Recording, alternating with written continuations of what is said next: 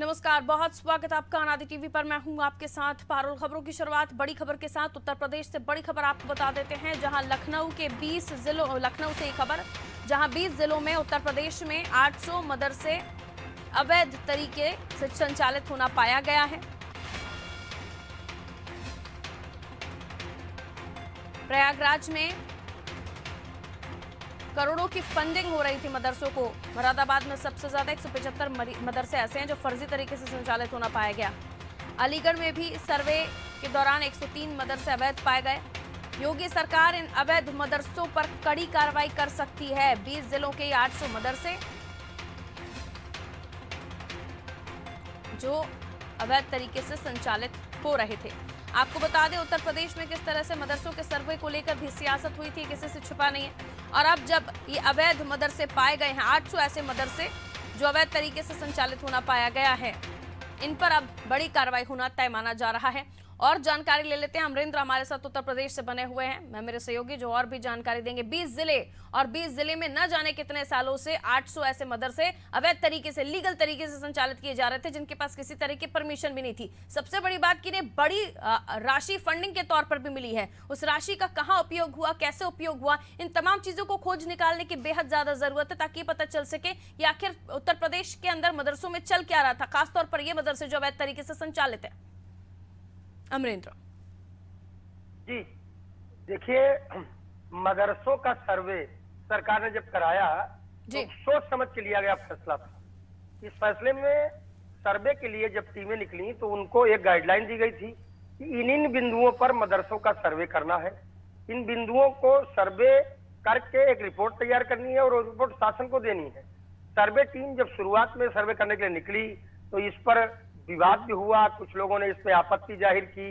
इस पर दोनों तरफ से, मतलब दो समुदायों में भी बयानबाजी हुई, लेकिन अंततः सर्वे टीम ने अपना काम शुरू किया और सरकार की देखरेख में, कड़ी निगरानी में ये सारे सर्वे हुए और सभी सर्वे की वीडियोग्राफी भी कराई। यानी किसी स्कूल में, किसी मदरसे में जाकर के टीम ने जो जो चीजें देखी, जो जो वहां पर निरीक्षण किया, अपने जो गाइडलाइन थे उसके बिंदुओं के अनुसार उसकी पूरी उन्होंने वीडियोग्राफी कराई।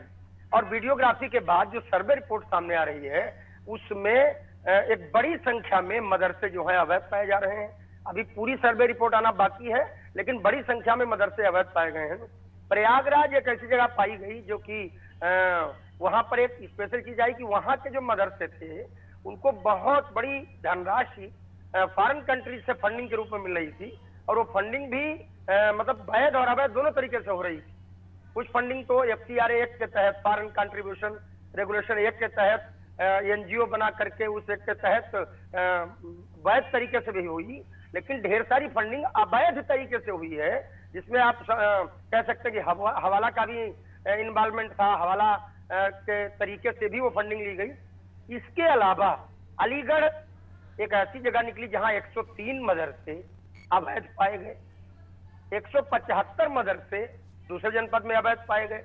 अब प्रयागराज की अवैध फंडिंग, अलीगढ़ के अवैध मदरसे, 175 मदरसे एक दूसरे जनपद में, अभी तक की जो रिपोर्ट आई है उसके तहत ये अवैध मदरसे का मतलब यहाँ पर न तो सरकारी गाइडलाइन का पालन हो रहा, एजुकेशन संबंधी जो गाइडलाइन उसका पालन नहीं हो रहा, बच्चों की उम्र को लेकर गाइडलाइन का पालन नहीं हो रहा, उन्हें मटेरियल क्या पढ़ाया जा रहा है, उनको शिक्षा क्या दी जा रही है, आगे वो कैसे कम्पीट करेंगे, आगे कक्षाओं में कैसे पहुंचेंगे, इसका भी पालन नहीं हो रहा।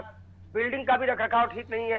यहाँ तक कि मदरसे में शिक्षकों के रूप में जो लोग हैं उनकी एजुकेशन को लेकर, उनकी खुद की पढ़ाई लिखाई को लेकर कोई गाइडलाइन नहीं है। तो अभी जब ये रिपोर्ट खुलकर सामने आएगी तो ऐसा भी हो सकता है कि मदरसों में एजुकेशन के नाम पर, मदरसा एजुकेशन के नाम पर हो सकता है कि लोगों को कुछ बहकाने वाली चीजें बताई जा रही हो, यहाँ पर कुछ ऐसी गतिविधियां भी चल रही हो जो गतिविधियां कानून के दायरे में गलत मानी जाती हैं। कानून के दायरे में अवैध गतिविधियों का भी संचालन मदरसों में निकल सकता है, ऐसी पूरी आशंका है। पर बिल्कुल अब देखना होगा कि किस तरह की कार्रवाई होती है। और बहुत ज़रूरी है कार्रवाई होना, ताकि मदरसे में पढ़ने वाला हमारा जो देश का भविष्य है, कहीं ना कहीं उसके साथ क्योंकि आपने कहा कि शिक्षक हुई भी क्वालिफिकेशन का कोई पैमाना नहीं है और ना ही वहाँ पे किस तरह की पढ़ाई हो रही है इस पर कोई ध्यान दिया जा रहा है। तो ये बहुत ज़रूरी है कि इन सब चीज़ों को तय किया जाए और आने वाले देश के भविष्य को, चाहे वो मदरसों में पढ़े, चाहे स्कूलों में, शिशु मंदिरों में, उनको एक अच्छी दिशा मिले, अच्छा करियर मिले। मैं लौटूंगी अमरेंद्र आपके पास, अगली खबर पर आपसे जानकारी लेते हैं।